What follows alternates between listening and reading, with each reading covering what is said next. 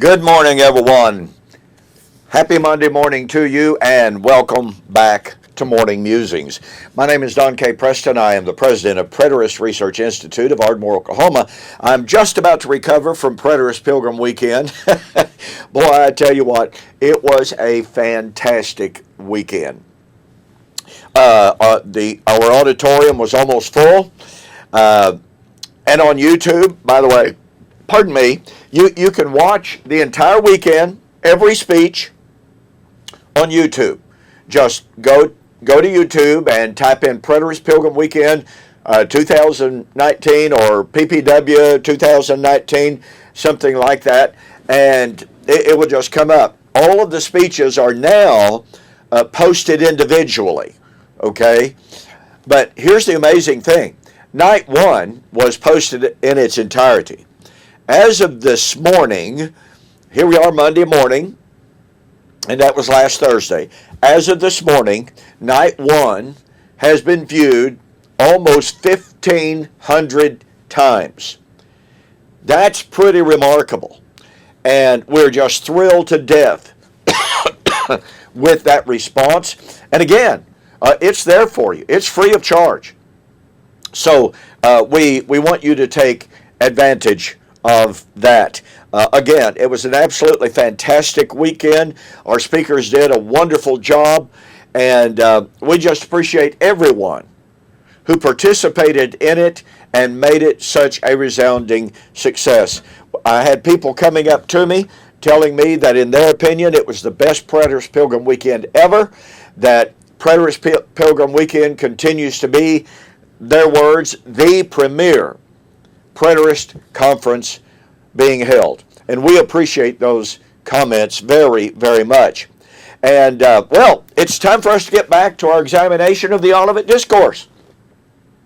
We began looking at Matthew chapter 24 and verse 14, where Jesus, in talking about the fall of Jerusalem, said, "This gospel of the kingdom will be preached into all of the world as a witness to the nations.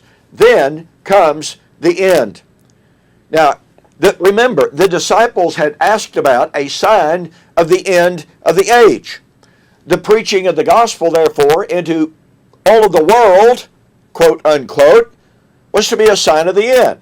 This gospel of the kingdom must be preached into all of the world as a witness to the nations. Then comes the end. And I don't have to tell you how many denominational, televangelists, they tell us that due to satellite, due to the internet, due to cable TV, we have more capability to preach the gospel into all of the world than we've ever had. We are getting that close. I had a fellow some years ago right here in Ardmore, Oklahoma. He was doing a little bit of work for me on a vehicle, and boy, he's a very zealous member of one of the local churches, dispensational churches, and he starts in on me, and he was going to go on a mission trip here. He was getting to go on a mission trip there. He had been on a mission trip there, and he said, "Don, I'm telling you what, we're closer to the end than we ever have been, because the world is finally hearing the gospel for the very first time." And he went on about how the gospel is being preached into all the world.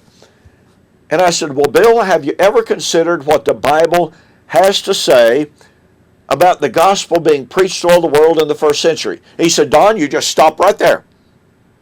I already know what you believe, and I'm not interested in hearing it." Now, he wanted me to hear his view, but he didn't want to hear mine. It was a couple of years after that. I was in Tulsa at an event called the Soul Winning Workshop. Had my booth set up, passing out literature. Gentleman comes up, and I'd seen him at another booth that was a purely dispensational booth, and he started making the same kind of comments. He said, "I'm telling you what, we are closer to the end than we've ever been." And I said, "Well, how do you know that?" He said, well, because the gospel is being preached into all the world like never before. We're this close to preaching the gospel into all the world. And Jesus said, when the gospel had been preached into all the world, that's when the end would come. He said, obviously we are near the end. And I said, well, have you considered that Jesus said, what Jesus said has been fulfilled? He said, absolutely not. I said, what would it mean to you if I could show you from the Bible the explicit statements that the gospel had been preached into all the world in the first century? And he stood there a moment and he said, well, that would mean that the Lord had already come. But he said, obviously that hasn't happened. I said, well, we can talk about the nature of that, but let me ask the question again. What would it mean if I could show you that the gospel had in fact been preached into all of the world in the first century? He said, well, I'd find that awful hard to believe, because he said, my pastor has a PhD, and he's an academic guy, and he says it's being done now. And I said, well, tell you what, let's do. Let's go to Matthew chapter 24 and look at the original words that Jesus used to predict the preaching of the gospel into all of the world. So I had my Greek Testament there, and I pointed out that in Matthew chapter 24 and verse 14, Jesus said this gospel of the kingdom must be preached into all of the world. Now the word that he used there is oikumene. Oikumene essentially means all of the inhabited world. It's the identical word, by the way, used in Luke chapter 3, in which it is stated that a decree went out from Caesar that the whole world, oikumene, should be taxed. Now let me ask you a question. Do you believe that Caesar Augustus had the power, had the authority to impose a tax on the inhabitants of South America, or North America, or India, or China at that time? What about all of the territory that later became Russia? And you're going, well, absolutely not. It's all of the Roman Empire, all of the world that was under his control. Bingo. Well, guess what? That's the world in which Jesus was living. Now notice that Jesus said this gospel of the kingdom will be preached into all the world, oikumene. Paul, in Romans chapter 10, laments the fact that Israel, and by the way, he's talking about Israel scattered abroad, the diaspora that had been scattered into all nations, according to the book of Ezekiel. Okay, so Paul was living in that world, and he lamented the fact that Israel had not obeyed the gospel. Now, I want you to pay very close attention to Paul's words. I'm going to read them from Romans chapter 10. And he says, they, that's Israel, have not obeyed the gospel. For Isaiah says, Lord, who has believed our report? He's quoting directly from Isaiah chapter 53, verse 1. So then faith comes by hearing, and hearing by the word of God. But I say, have they not heard? In other words, have they refused to believe because they haven't heard? Has Israel not obeyed because they haven't heard the gospel? Now, where is Israel scattered to? Into all the nations. So Paul asked the rhetorical question, have they not obeyed because they have not heard? And his response is this, but I say, have they not heard? Yes, indeed. In other words, yes, indeed, they have heard. Now watch. Their sound, that's the sound of the preachers, has gone out to all of the earth, and their words to the end of the world. And guess what? He uses the word oikumene. Now here's a question for you. Did Paul know about the words of Jesus in Matthew 24:14? Well, of course he did. He said he got his gospel directly from Jesus.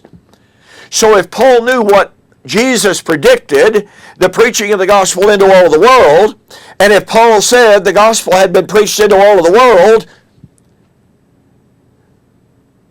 then guess what? The end was near. And I tell you, the efforts of some people to destroy, to deny, to mitigate what Paul said here are absolutely flabbergasting. They deny that Paul either knew what Jesus said, or they say, well, Paul had a different world in mind from what Jesus did. Really? How do you prove that? You don't. Now, I want you to know, years ago, as I began to look at this, I wrote this book, Into All of the World, Then Comes the End. And over the next few weeks, I'm going to be showing you how every word that Jesus used to command or to predict the preaching of the gospel into all of the world, into all of the earth, to every creature, and to all nations, every single word that Jesus used to predict or to command the preaching of the gospel to that extent is used by Paul to say it had been done. And he also said the end was near.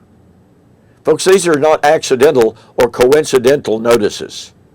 And as I promised you, I'm going to have a very, very special July special for the rest of this month. Into all of the world, then comes the end. Normally, $10.95 plus shipping, $4.95.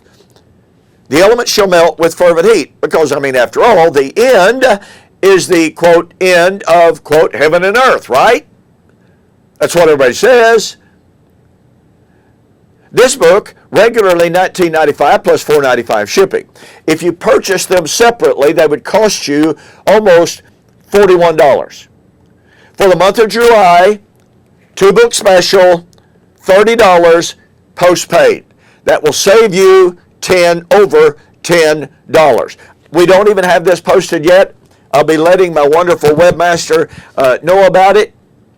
I was so busy over the weekend, I just didn't get it done. But the July 2-book special, the elements shall melt with fervent heat, and into all the world, then comes the end. Take advantage of this special offer. Save yourself $10. Hey, look, you really, really do not want to miss this series, Into All the World, Then Comes the End, to show that Jesus' prediction was fulfilled in the first century.